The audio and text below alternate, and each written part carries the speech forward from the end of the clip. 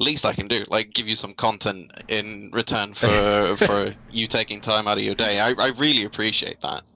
Yeah, man. Yeah, I mean, I love this stuff. I'm such a nerd about it, and I really didn't know that there was a market for it until people started like private messaging me, like asking me if I would do it, and I was like, okay, like, so I kind of stumbled into it, but it's I mean, the people that I have, at least the regulars, have been enjoying it. I've had a few people that have had sessions like this where they kind of just like get some tips and then they want to focus on that. And then some of them I don't hear from, and some of them come back for more. So Yeah, we'll I guess depending on how this goes and how valuable you feel like it is, then obviously we can just stay in touch.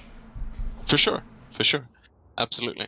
Um, so, shall I start telling you a little bit about like me and Co2 and Co3 essentially? Yeah, give me the cliff notes. Like, give me the cliff notes of like, who are you as a player? What do you feel like you do well? And then like, why did you think, like, why did you want to talk to me? How do you feel like I could help you? Yeah, for sure. And so I've been playing Code 2 for a number of years. I played Code 2, and then I sort of like stopped and didn't play much at Code 3 launch, but I started like I picked it up a couple of months ago, like 3, 4 months ago, and really fell back in love with Code 3. Um, I'm a Brit main. I play 1v1s and 2v2s mainly. Um, I'm at 1200 Brits on 1v1 and around like 1100 in twos on Brits. Okay. Oh, actually, yeah, about 1100 on twos. Mm-hmm. And the reason I reached out was that um, in twos specifically, I play with a close friend of mine, and we tend to like I've noticed a trend in our two games is that like the games that we win are you like I'd say like 70% of the games that we win are won before the late game. Mm-hmm. Obviously, we play allies, and so we get into the late game facing axes, especially in this latest patch with the ultra heavy tanks running around. It becomes a massive slogfest, usually like in the center of a map. Mm-hmm. And we really struggle to dislodge the axes between their incredibly strong indirect Mm-hmm. with like the Wesps, the Stukas, the Nebelwerfers, and their incredibly strong tanks. Mm-hmm. It really is a tough nut to crack, essentially. Mm-hmm. So that's kind of the reason why I reached out, because I kind of feel like I need to talk to somebody who's good at the game and like get some pointers on that sort of thing. Sure. Do you have a replay handy that maybe we could take a look at in the background? Like actually, I was looking at my replays. I haven't like saved any, so I was looking at my last 10 replays. Um, I think the only replay that is a defeat on a 2v2 is kind of a stomp from their side, so Mm. it's not super long. So yeah, I'm kind of struggling on like finding any good replays that would showcase the specific problem that we encountered. Okay.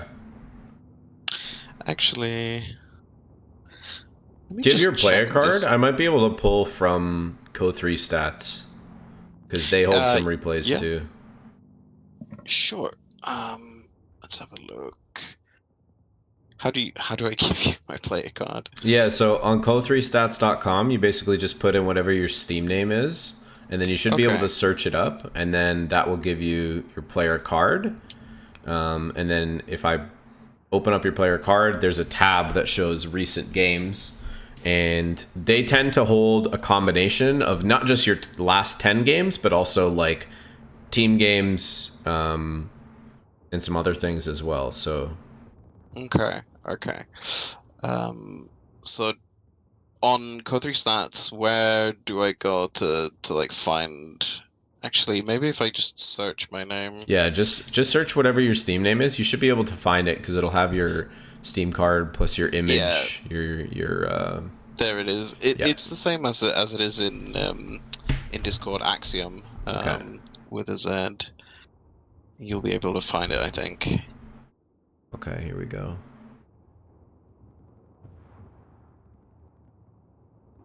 There we go. You're from Sweden? Yeah. Oh. Cool, okay. Yeah, here we go. Yeah, 12, 11, okay. And then if we look at recent matches, we might be able to see... You mentioned... It was there's a game from a day ago, 2v2, it lasted 40 minutes. I mean, that might be a good one. Yeah, true. There's a 13-minute game from Campbell's Convoy. There's a 31-minute game from Campbell's Convoy. I think the ones on 35-minute game. Campbell's. I think the ones on Campbell's are probably Stomps. Okay. Both victories and defeat. There's one on Crossing in the Woods, 35 minutes, but from 4 days ago. Yeah, we could check that out. Let's see, 35 minutes. Sleepy Joe. Is that the one? Sleepy Joe and Yeah, and whatever A30B. Yeah, unfortunately I think that was kind of a stomp. Like it was a dragged out stomp, you know what I mean? Like it's 35 minutes, but it's still kind of like it's rough. Especially like on my partner's side, he kind of collapsed. Yeah. Let's see. You don't think we could use any of these? I mean, we might be able to.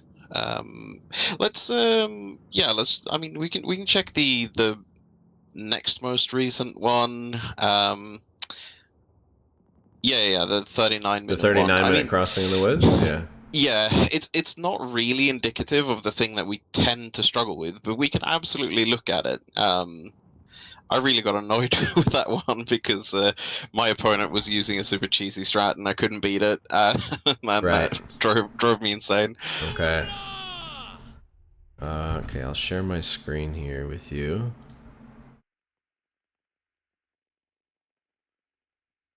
Can you see okay? Let me have a look. Alright, there we go. Perfect. Good? Okay. Alright, let's see. Your start. Double sapper, I like. M29 Weasel awaiting deployment.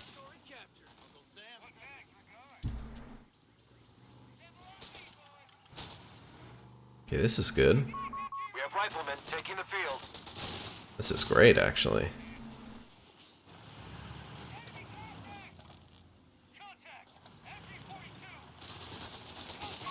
A victory point is under attack. We must act. We've lost a scout squad. Oh, your buddy's having some trouble. Yeah. Scouts have deployed into the field. Flares will light up the battlefield at your command. So just a small thing for you. If you're going to go Aussies, I don't know if you plan to do this from the jump, but if you're going to go Aussies, just call them in first. Skip the second sapper. You can always get it later. Okay. It's going to give you a little bit more combat power in the early game because if this guy did a better job of contesting this fuel, having the Aussie rather than the second sapper is going to serve you a lot better in this scenario between... Yeah. Because you've got one sapper, the Dingo, and the Aussie, and the Dingo-Aussie combo is just devastating because the Dingo creates space that allows the Aussies to close the gap, and they deal a lot more damage like across range rather than the sappers, which are only CQC, right? Mm-hmm. So that's just a small thing. If you're planning to go Aussies, it's definitely better to get them like right at the beginning. Yeah, okay. This is a very nice push. Cool. Orders have been carried out. Nice, good Humber timing. I think a bit of a missed opportunity to lay a mine here after you finished the capture with the sapper. Yeah, mines is definitely something that I need to work on. Look at this guy. It's just hiding in the corner. Reports of enemy movement near our Okay. victory point. That's a misplay too, going into heavy cover and not capping the plus 10 fuel. Oh, very close. You get lucky Being there. upgraded. Yeah, I make that mistake too. If you're, do you play much from the tac map? Search initiated. Yeah, quite a lot. Yeah, love Like the sometimes a 2-pounder little pick bit here. too much. Movement near a victory Yeah. point. Okay, this guy's gonna do GRB blob. With Yeah. yeah, I hate this dude. I played against this the other day. It's really obnoxious. Yeah. Oh, that's Yeah, unfortunate. lost them.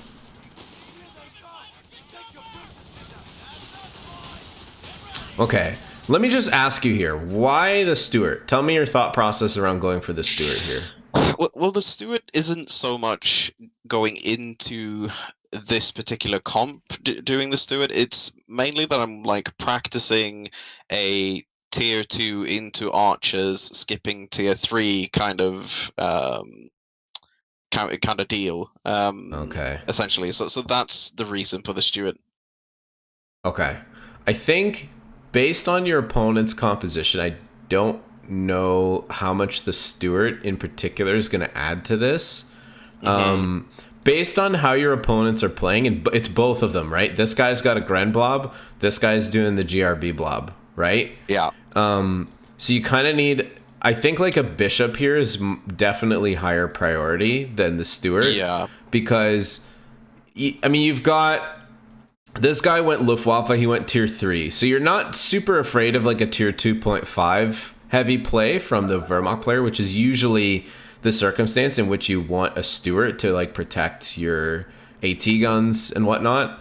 But in this case, like I think investment in the bishop here is probably going to serve you a lot better, because if you can force him to engage you, or like even helping your teammate dislodge this Wehrmacht player that's playing with the machine gun around the 251, like that would go a long way. And the bishop is excellent on crossing the woods, because you can hit everything from the safety of this it's position so good. here. Yeah. Yep. Okay. And we definitely need to replace the Aussie at some point that we lost. Yeah. Right now, like, waiting is fine, considering, like, you're probably just gonna bleed by running into the GRB blob. But, oh, did he kill your dingo? Shit. Is in enemy control. Okay, kill the Grenadier, that's nice. Teammate killed the 251, that's good.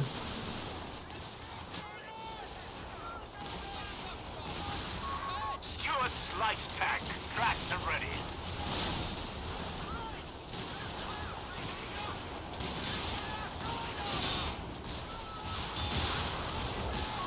Light vehicles are receiving trade. Yeah, like even the GRBs kind of do chip damage to the Stewards. Yeah, the secret to to playing against the GRBs, unfortunately, is like you just have to close the gap and keep moving, because as soon as you stand still, they just chew you up.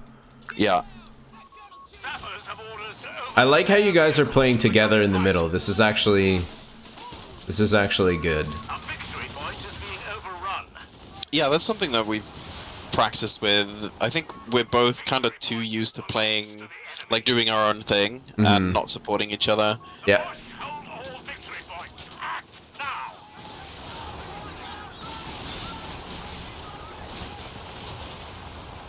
This is a good push. Yeah, this is actually not bad. The enemy is in the lead. He's got 3 Panzerjägers running around. He's not playing. Bishop artillery carrier and crew on standby. Oh.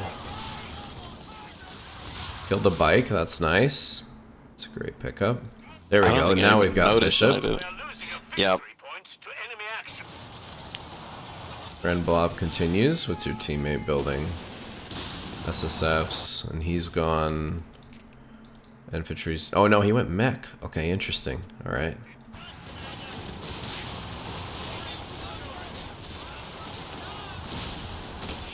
I like what you're doing with your light vehicles, like playing around the outside, trying to avoid the center where you know you're gonna run into the Jaeger blob. Yeah. This is good. Okay, that's hard to avoid. Sherman tank finished and ready. Just so about the bishop, there's virtually no reason for you to counter battery this guy, because Okay. it's not a vehicle, right? So the best case scenario is that you decrew this, right? And he But just like picks it up. exactly, if he like even worse, if he goes officer quarters, like again, like you're not going to do much by decrewing this. So saving your bishop more for this opportunity, like you see your opponent pushing in, maybe like a battery right here would be good, because he's going to try to push on your cutoff, right? Right. Yeah. Or if you identify like a good, defensive, like seeing this, right? If you had vision on this, like these are great targets right here, because they have a hard time moving, right? Yeah. The bishop's not going to add a ton of value by barraging this. Right. If it was a Stuka, I would say differently, because if you kill the Stuka, it's dead, right? Yeah, exactly. But the Nebel, or not the West same. or Exactly. something. Yep. Yeah. Defend our victory point. We're losing it. We have 300 points. So Deploying engineers now. a little bit of, this is your buddy, right? Your teammate? Yeah, exactly. For him, like in this situation, a dozer's going to go a lot farther based on number one, how they're playing, right? With the tactical force concentration, or also known as blobbing. Also known as blobbing. Yeah, that, and then combined with his, if he goes for improvised armor, is going to make the dozer super beefy. And these guys only have one AT gun, and otherwise they're playing like, he's playing Stugs, he's playing GRB blob. Like the Sherman is going to have limited value at this particular point, and the purpose-built tank is better than the generalist in this context. I like generalists more in 1v1s, especially with the Shermans. Yeah. But in this case, like based on what you're seeing from them, the trigger in his mind should definitely be, I need a dozer because it's going to deal bigger AoE damage to these blobs, and I'm going to have a better time resisting this this anti-tank fire from the Jaeger. This is a good isolation here. Nice. Get the pickup. Try and knock out that. Yeah, I was gonna say we need to finish this. There you go. That's good. Yeah. That's hilarious. This guy used the. Oh, he's gonna lose the rifleman. Yeah. I think that's something that we both kind of do too much. Like when you spread your forces out, trying to do multiple things at the same time. Lose a bit of perspective there. Yeah. Yeah.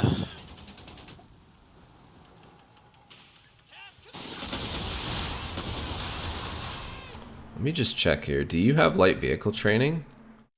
I think I get it. I'm not sure if I have it yet.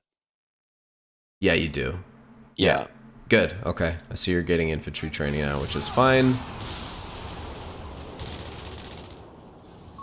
Australian infantry are in reserve. Good.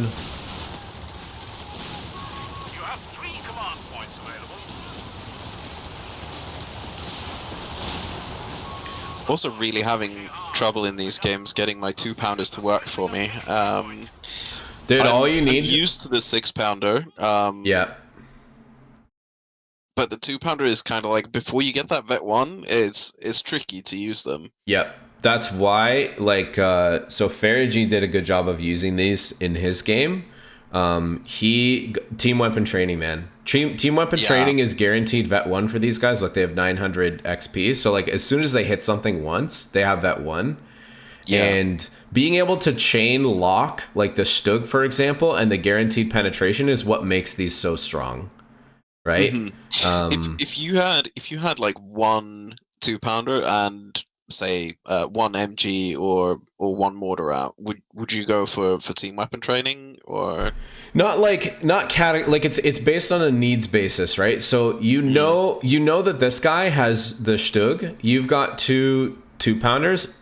A team weapon training is actually going to serve you better in this situation than the infantry training, because you actually don't really want to fight your infantry against his, because you're going to be running into this GRB blob, which is a giant pain in the ass, right? Mm-hmm. What you wanted to be doing is you want to be pounding this with artillery and then using your team weapons to create space on his vehicles to then allow your infantry to come in and clean things up. But just like running your squads into his squads is not something you want to engage with, because, I mean, this is just going to be so difficult to fight right? They're just gonna get murked by Yeah. that. Yeah. Yeah. So I think like team weapon training here over the infantry training to help with this, deal with this Stug a little bit better. Yeah. Yeah. Definitely. I mean, especially since I just have 2 line infantry at the moment, like it doesn't really make sense to go for infantry training here. Yeah, and you have a shitload of munitions, so you can just spam this like crazy. Yeah. Right? Yeah. And it's going to allow you to always deter this Stug, which is going to create space for you for your Steward. Something else I was going to mention to you is, especially when you're planning on double bishop, don't underestimate the power of the commander mode on the Steward. This one, the tank commander, the vision that you get, how that complements the bishops, and you had no idea this was here, right? But if you have tank commander mode, you can actually see all the way to the Stug. Yeah, that was the idea. I had two bishop, 2 stewards out at one point. I must have lost one of them, and one had the commander and the other had the repair. Okay, unlucky. So I lost the commander one. Yeah, sadly. Yeah. Okay. Good hits from the bishop. I honestly can't believe he retreated all that, but that was good. That's crazy. Yeah. Victory point is being overrun. Okay, so I can see. Oh, he did get the dozer. Okay, a little late, He did, but good. yeah, I thought he might have. Ready, Commander.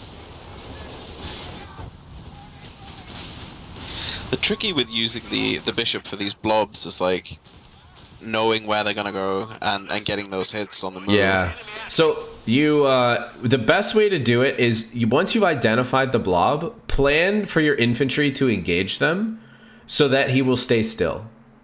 Right? True. Because if you just try to hit him on the move with the bishops, you're gonna have a much more harder time hitting the target. What you want to do is buy his attention and get him to be like, oh look, a big, a nice juicy Aussie that I can smash with my grenade launchers, right? But then you come in with the double bishop shell and you deal like massive bleed because you can, and then he's either forced to retreat, or he's just gonna take more damage, right? From the second volley. Yeah, I think another really big mistake here from me in my build was like I was set on doing this experiment or like practicing with this double Stewart thing, but like I see that he's got like 15 infantry squads, right? Yeah. I know there's not going to be like a massive vehicle push or like a light vehicle push or because he's not going to be able to sustain that manpower and get vehicles. Oh. US tank has been lost. Yeah, it's a big sad. Okay, yeah. Okay, we kind of fell apart here a little bit. I might want to come back and look definitely. at this again. So when he pushed in, you were actually your AT guns here are pretty close to the base. So committing to you definitely could have finished this P3 if you had just kind of packed up and rotated them to shoot him in the butt as he was driving away. Meanwhile, your bishops, don't forget about this ability. Especially when he's playing like this, like if he's pushing in like this, your bishops were positioned here, your vehicles were backing up, he was focused on trying to hit them with the Panzerjäger. As soon as he rounds the quarter, like a double direct fire from your bishops is basically going to blast like the majority of these squads. It may not kill them, but it's going to keep him from continuing forward, right? Yeah. Scared of those triple Jaegers though. Definitely. But you know what he's focused on, right? He wanted to kill your light vehicles. So even if like you trade out, I don't know, you lose your Humber or you lose or he pivots to like shoot at your bishop, right? One volley from the Jaegers, let me see. One volley is usually 100 damage. So yeah, I guess it does prove a little bit risky. The other thing that we've got here though that we haven't used as a tool is the over repair. Don't forget you can use it on your bishops. This is going to keep them alive, especially when your opponent starts to pull out the Stuka, which you've probably experienced, right? The counter barrage from the Stuka taking these things out. Most of the time, these will survive that barrage, even if you don't like reposition them perfectly, unless he gets like some really lucky hits. Yeah. But we're definitely in a tough spot now. I think transitioning to tier 4 is like your best option at this point. I think you're right. Yeah, you're pretty close to the fuel that you would need for something like a Matilda. Now, it is going to be kind of painful because he's got the double packs, which he hasn't made great use of, but you also have the bishops for that, right? Yeah. So as soon as you identify that he's taking shots at a Matilda, that's when you start hitting them with the bishops to try to force the decrew. This Vermont player is actually like completely cooked. Yeah, he's not doing well at all. He was doing well early, but Yeah. it's kind of like the reverse position, or like the mirrored position of me. I was doing well early. You're in a much better position than this guy is. Oh, he's got a Brimbar out now, so your buddy's actually gonna struggle a bit more. Yeah. Good barrage on the bishops here. The Jaeger blob is no joke. 4 Jaegers. It's nasty. Just wondering if your teammate... Okay, your teammate needs this. Dude, this is the best part of Mechanized Support Center by far. So tell him I told you this, okay? So yeah. It's going to reduce the incoming damage from handheld anti-tank weapons by 25%. So the volleys from the Jaegers are going from 100 damage per volley to 75. And that's also assuming they penetrate, because it also gives a 20% armor bonus. And vehicles like the Dozer, like they already have pretty beefy armor. So he may actually be able to just completely deflect their barrages altogether. Yeah. Yeah.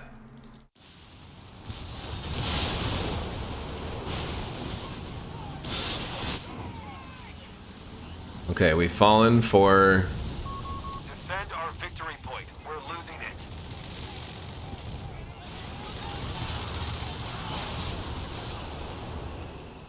There's actually a good opportunity here for you to help out your buddy with the archer. It looks like no, you're not going to do it. You're doing it with the bishops, which is great. Yeah. Yeah. We have a Hellcat. But yeah, no, for sure. Like, the archer would be really helpful versus the Brumbear.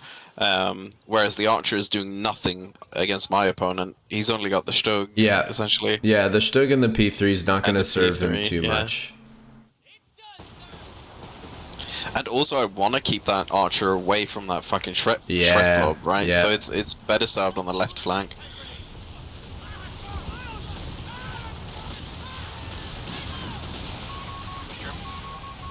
A victory point is under attack. We must act. 100 points remain. We're cutting it close. Nice.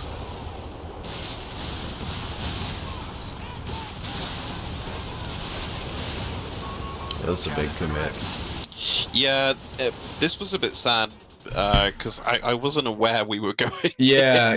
So I was Communicating like, my that is archer super was- important. Yeah, but not just you. I mean, he's also got a whiz bang in his base that would have contributed fantastically to this engagement, because knock out those safety guns. taking out these packs or like dropping it right here in this position would have been really nice. It supported the push really well.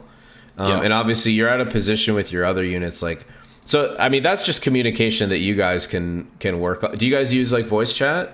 Yeah, we do. Cool, yeah. So just saying, like, hey, I'd like to, I want to push on this side, or just, like, especially when preemptively, anticipating, like, obviously there's moments where you just see an opportunity, you seize it, and communicating there is important, but communicating intention is even more important.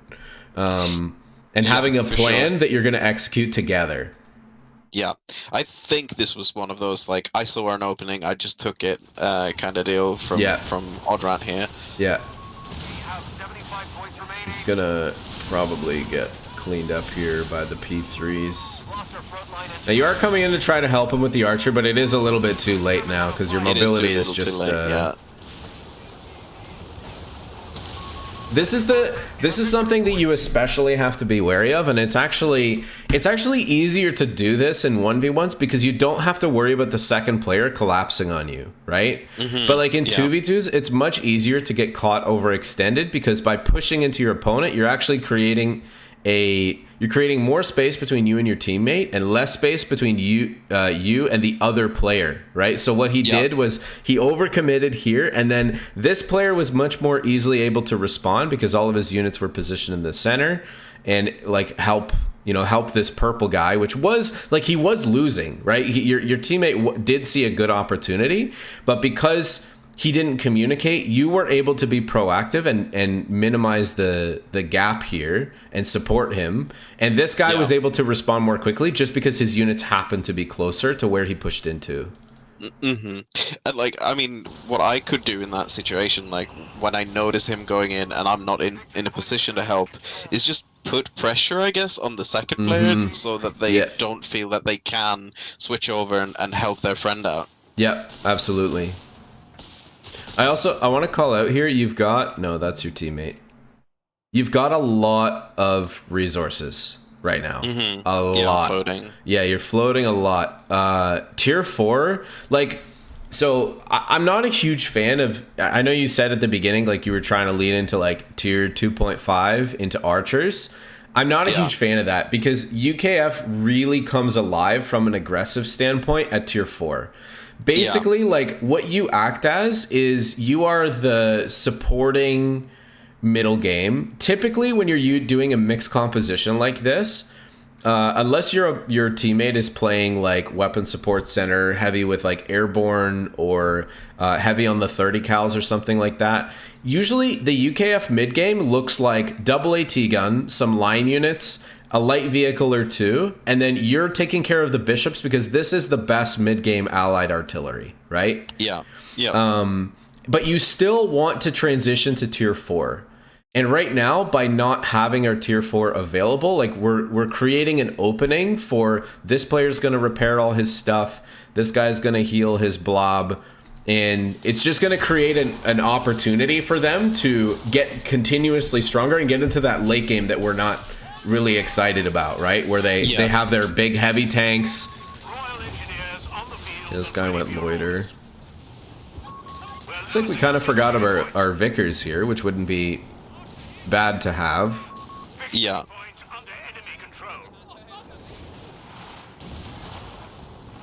Yeah, I think we're also like in that timing of the game where we've got 70 VPs. We're down on like we're bleeding, and you're just like, okay, I just gotta push. Like I can't pick up weapons now. I just gotta go. Yep. But remember, like this has been accumulating over the last 8 minutes ish, 9 minutes. Yeah. Like 9 minutes, you've been in a position to make a move or make a decision from a macro perspective. And you've just been making do, which is like you've been executing pretty well with the units that you have, but like we're not converting our resource advantage into a unit advantage, and that's absolutely agreed. I'm gonna set you behind. Also, dude, if you're floating over 200 munitions, like this. Look at this battle group. You have nothing to spend munitions on. Spam this ability, dude. That. This ability is like you will knock units out so much faster with this. You can snipe units on retreat. Like it's so good. So making sure that you're there you go. You used it on that guy to finish him off. That was good. Yeah, I saw he was getting low, and I'm like, okay, this dude is gonna get wiped if he doesn't retreat now. Nice use of the bishops here. Second archer. Okay. We gotta get active with these. This is what's costing you guys right now. It's not just you though. Silly. Your teammate hasn't used this. He's fired it once. Yeah. Ooh. That was nice. And what's beautiful about these specifically over the 6-pounder is you could just sit them right here with your archers, and if this genius is like, all right, I'm gonna go and take out the archers, you proc the target weak point and lock them down right in front for the archers to just finish off, right? Yeah, it's such a good combo. Yeah.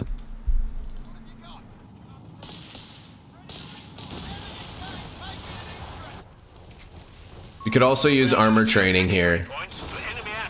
Oh, for the archers, yeah. Oh, yeah. Oh, yeah. Nice, good kill.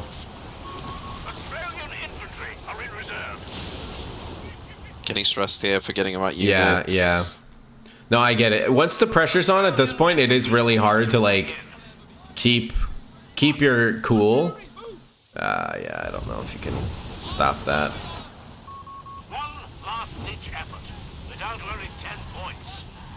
Okay, so we're gonna wrap up here. So give me like, what's like the biggest 3 things after looking at this again that you would change if you had to play this game?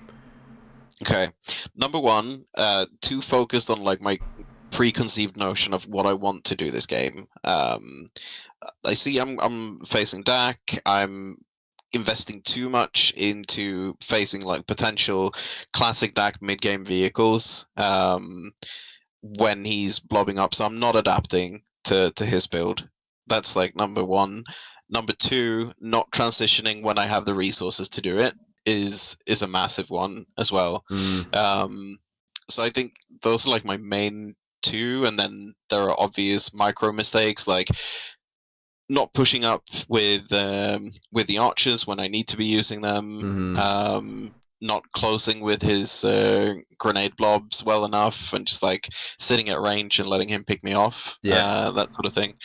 And then not combining up enough with my teammate. I think those are the main mistakes I make. Yeah, I think like the communication stuff is very it's a hard muscle to build, but like once you get, I mean, like if you've seen me play with Momo, like we don't even have great communication between the two of us. You know who has great communication is Zulu and Smoko. They're really, and that's part of what makes them such a good 2v2 team is if you listen to them on stream, like they're always communicating concisely and the most important details as well as their intentions.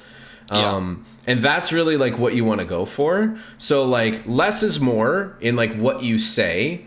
And once you get like a good synergy going on, and 2v2s is really about like what's going to set you apart as a 2v2 team and help you get higher up in level despite, you know, maybe being weaker individual players, which I'm not saying you are, but if you are a weaker individual player, finding ways to work better together and like make decisive moves to try to chunk out each player that you're fighting against, that's gonna get you way more wins than just both of you individually improving. You understand what I'm getting at? Totally agree. Totally agree. So yeah, a couple other small things, like when it comes to the Aussies, getting these out in the early game are definitely better. Small thing about, I don't know if you knew this or saw my UKF video, but like the scoped Lien fields on the Aussies are great for a late game transition. Fighting the GRB blob and knowing that you want to close the gap against them, it's actually better not to get these. To upgrade them. Yeah, because absolutely. It allows, they have more accuracy on the move with the base rifles, and they have a higher close range DPS profile. So as you close the gap, you're going to be performing much better. We talked about training for these in the early game. Once you see the Stug, that's like the perfect response to on your 2-pounders is just going for training. Yeah. The Vickers, we kind of forgot about this. I think would have come in handy if we had recovered it a little bit earlier. And then, yeah, just the amount of activity with... So one of the magic things about call-ins is that you can get them whenever you need them as long as you have the resources, right? Because there's no build time. So you can be much more reactive with call-ins, and you want to be more proactive with tech. I kind of talk about this. I'll probably talk about this when I do my DAC video later, but like... I see a lot of players, especially like lower elo players, they'll get the 6-minute call in when they have the resources to like build a flak Vierling. And by building the unit that you need, that like you're going to have to wait a little bit for, and then having both of those units come on the field at the same time, you create a much bigger spike of tempo and opportunity and shock that your opponent's going to have a harder time dealing with than like, you know, when I pull my archer on the field for the first time, it's, you know, I've got no other vehicles. Like now my opponent, he knows that I've got it. He can prepare for it. Whereas like if I had gone maybe Matilda archer, then when my Matilda shows up, it's the first time he's going to see it. He might decide to like do something crazy and try to dive it with like the P3s or something. And that's when you've got like your archer and your other units in reserve. So thinking about like when you're going to expose your opponent to the units that you've got and trying to maximize the damage that you're going to deal to them as a result of them seeing a unit for the first time. Some Yeah. things, dude, that you did really well. Your Humber timing was excellent. You made good use of it. I actually I didn't hate the Stewarts that you went for them. I think if you had microed them a little bit more so that you weren't running into the grenade launchers before he started to build up this Panzerjäger blob, you could have got a little bit more done with them. But you were playing on the outsides very well. You're outmaneuvering your opponent very well. You did lean into the double bishops eventually and make really good use of those. But yeah, I think with a tier 4 transition from you, a little bit better macro decision from your buddy, and getting a dozer out a little bit earlier, you guys had this game in the bag. This player was cooked for a while. He had nothing until he got these tier 4 tanks, and then he kind of started to come back.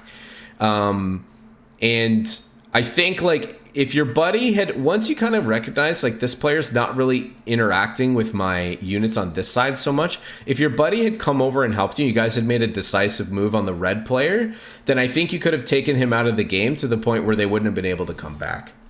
True. Yeah. Agreed. Yeah. And I think the reason why I'm looking into this tier 2.5 play with the Aussies, I think is largely inspired by that video you made with Mobile on Camel's Convoy. Yeah. Where I kind of feel okay, I want to go into the bishops, but the bishops delay the tier 3 tech so much that maybe I just skip the tier 3, rely on my teammate for that armor play, and then I can go heavy into that tier 2.5 on Brits. So to be totally honest with you, I don't love that mentality for myself, and I learned this the hard way, but because I was doing the same thing. But then Momo and I realized that USF tier 4 is not strong enough to lean on completely. Yeah. The UKF tier 4, if your buddy was playing UK, you could absolutely do what you're describing, but he doesn't have the equivalent. The Sherman is not a Crusader, and it's not as cheap, it's not as fast. If your buddy had a Crusader blob into your composition is actually very good. But because you've got some significant gaps on the anti-infantry side, because you've got double Archer, double Hellcat. Yeah. Right? Absolutely. He did have the Dozer for a while, and the Whiz-Bang actually we didn't make great use of, but the Dozer and MSC combo is pretty good for that. Even double Dozer with double Archer actually might have been okay. Having the tanks in pairs to kind of protect each other is a really nice way to use them. You kind of saw that with the Stewarts as well. They were much better able to manage threats and deter your opponent from isolating and picking one of them off. But yeah, the US tier 4 isn't really enough to just lean super heavily into, unless your buddy is playing Easy 8s. Easy 8s or maybe Pershing. And Pershing. Yeah, Pershing motor. I mean, you can kind of do the same thing with US. You can play Weapon Support Center motor pool into Pershing. That is also very good right now.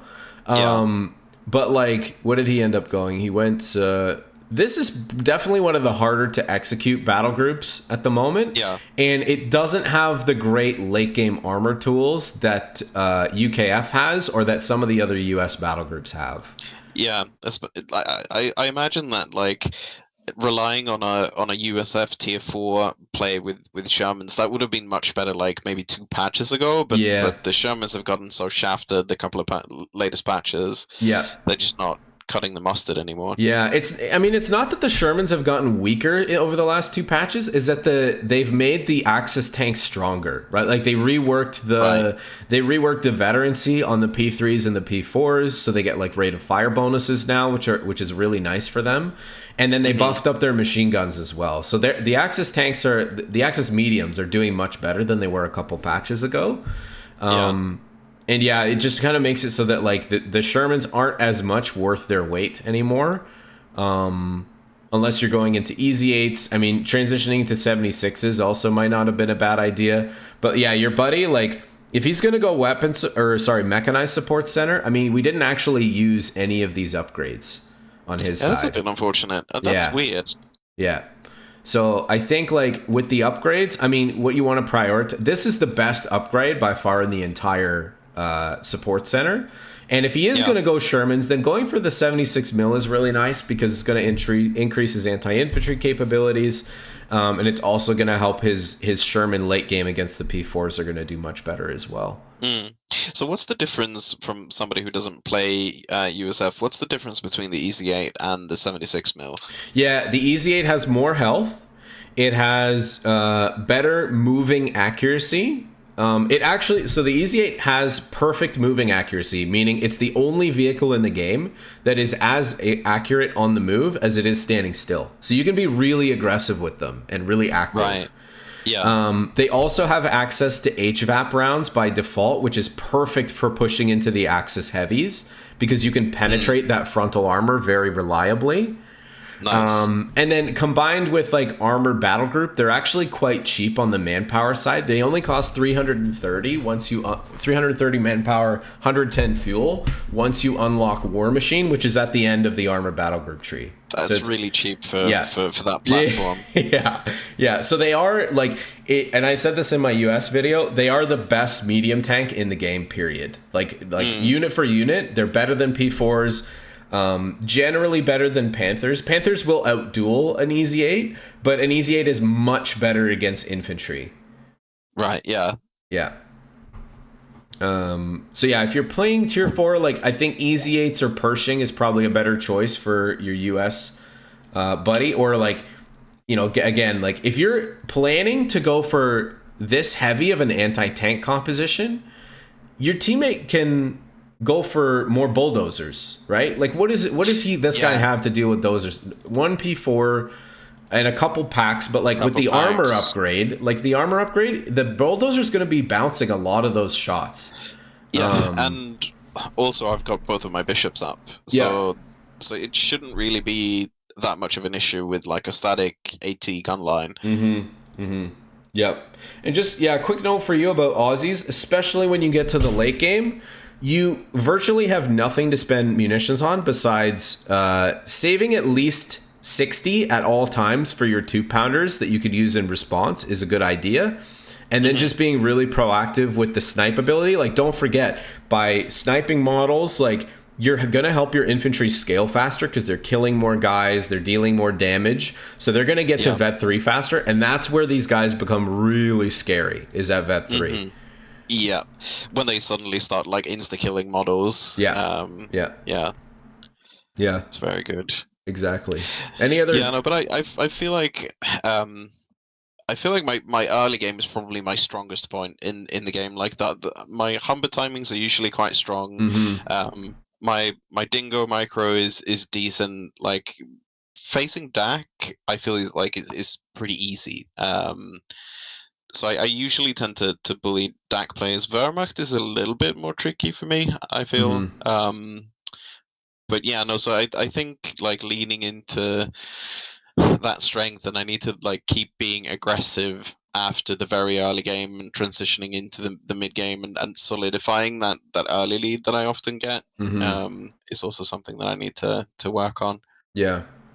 And remembering also like the earlier you transition, and I should have mentioned this to you earlier, but you went for double Stewarts and Humber. So you had a lot of light vehicles, right? Yeah. Going into Bishops was great. If I were you, when I have that heavy of a light vehicle composition, if I can get to tier 4 and then refit at least some of those, it's going to help you it's going to help you carry that momentum from the mid game into the late game, because now you're able to retrofit your light vehicles that are kind of losing their window of opportunity to be useful into a tier 4 head start, right? Yeah. And if you were able to get one Stewart, like maybe one of the Stewarts in the Humber into a Matilda, then you're cooking, right? You've got plenty of AT support to back it up. You can bully the Jaegers they're just gonna tickle the Matilda for the most part. Yeah, Matilda would be so good into this comp. Yeah, it would be crazy good into this. Yeah. Hilariously, actually, this guy like barely used his packs all game because he basically had no vehicles to shoot at for the most part, and because he was being much more active with the Jaeger blob. But yeah, like that's also going to give you more opportunities to use your bishops. And again, the Matilda is the perfect like anchor unit to create space so that you can scout enemy units, identify the threats, and then use your support weapons, your archers, your Aussies to kind of close the gaps and like find the openings. That is what the Matilda's for, right? It's really just like that big soaker unit to take all the attention and all the threat from your opponent, get their attention, and then identify those threats, and then you can kind of deal with them reactively, which is really nice. Yeah, yeah. Cool. Any other questions? No, I mean, this was great. Really, really helpful. Yeah, no, I really appreciate, as I said, really appreciate you taking time out of your day to do this. Yeah, so thanks, man. Of course, man. Yeah.